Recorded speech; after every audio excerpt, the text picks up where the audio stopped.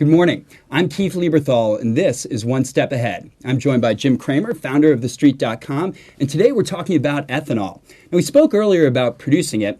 Now we're going to talk about transporting it. Ethanol can't run through traditional petroleum infrastructure because of risks of contamination. And where ethanol has to run is different as well. Whereas petroleum will run to ports and up and down high population center coasts, ethanol is moving from our heartland to the coast. So this creates some interesting opportunities. Jim, when you think about transport of ethanol, what do you like? I have to like the rails. The rails are speaking about how this is going to be a great business going forward. Now, it's odd, but the best play is CSX because CSX has a monopoly on bringing phosphate to the farmers. So rather than take the outro, which is the ethanol to the people, I want to point out that CSX really hammered this home. I don't think people got it. People were buying the stock because some guy took an activist stake in it. But CSX, Michael Ward owns this phosphate market, so it's a kind of neat thing. And then the flip side is that to remember that the rail cars, which have not been good, may kick in 2009, 2010, when people realize that there really isn't an acceptable way to get the stuff to the market. Now, one other play that has just been overlooked because there's been so much other good news is Allegheny Tech. Allegheny Tech in its Q&A, ATI, made it very clear that only stainless steel can carry this gunk. And they're abject about it, just saying, look, we have to rebuild. We're going to really make ethanol our challenge play. We're going to have to rebuild all of our pipelines, and the only place that has the capacity to do that is ATI.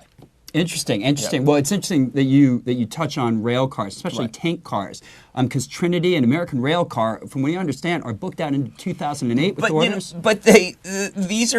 Trinity is a great value play, but it has been a great value play for a long time. Greenbrier really blew up.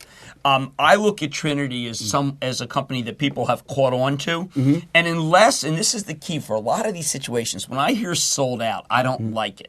When I hear sold out and building more factories to take advantage of higher price, I like it. Just to analogize to another industry, one of the reasons why I like National Oil Well Varco, which is the big rig maker, is that they are also adding capacity to take advantage of the shortage. I don't see that happening yet in rail cars. GE's doing it with locomotives, but then again, GE is so big. Yeah, it's it hard doesn't to get play. A play on that. But Trinity is a buy on any dip, I think. And one interesting political consideration there's new legislation introduced by Trent Lott called FRICIA, which will give a 25% tax credit to a lot of infrastructure built in railways. So if that goes through, we can look at that as an opportunity. I've looked at that, and I know that CSX and Union Pacific have been pointing to that as something that gives them an edge. Now, also remember, the trucking industry has been favored by the build-out of the interstate highway system. There's never been a favorable piece of legislation ever in favor of the rails. I think that because the rails are taking such mind share and are also now considered green, there will be a groundswell. You've got to follow that legislation. When I dealt with the legislative assistant who was trying to push that through, he was very, very circumspect. But maybe the post the April 2nd Green Day, post the notion that America seems to be going toward environmental. Post President Bush State of the Union, where he's saying we are going to ship, we got to get 35 billion gallons more in the next 10 years. But it's got to go over something. They don't have the votes yet. One of the reasons why they don't have the votes yet, I think, is because the rail companies don't own a lot of congressmen.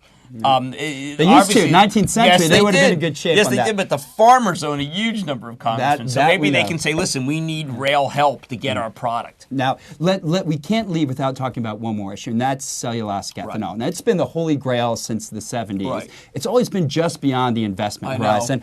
Are we there?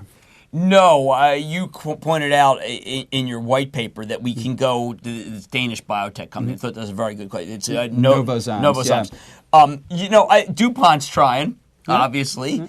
I feel that what will happen with this is that you're going to see a la Verisun, the creation of a new company that's going to be a play on this, and you're going to get a pop. But as is so often the case in this particular area, the technology seems to be well behind the logic.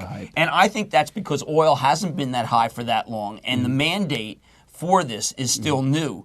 5 years from now, you've got something going here. But right now, it feels like nanotechnology. Yeah, it's a great idea, Right. but we have to wait Great a little idea, bit. right. We'll have to wait. Well, this has been a great discussion. We'll be back very soon again with Jim Cramer. I'm Keith Lieberthal, and this is One Step Ahead.